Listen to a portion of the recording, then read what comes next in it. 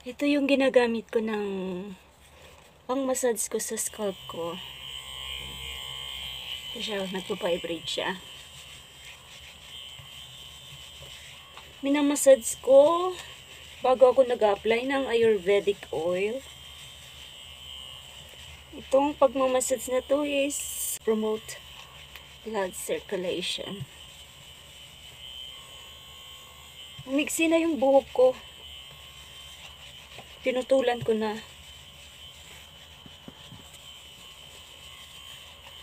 Scalp massage. Sarap ng pakiramdam. Nakaka-relax din.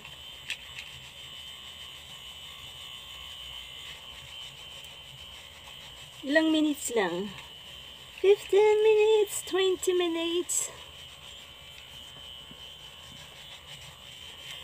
Yan.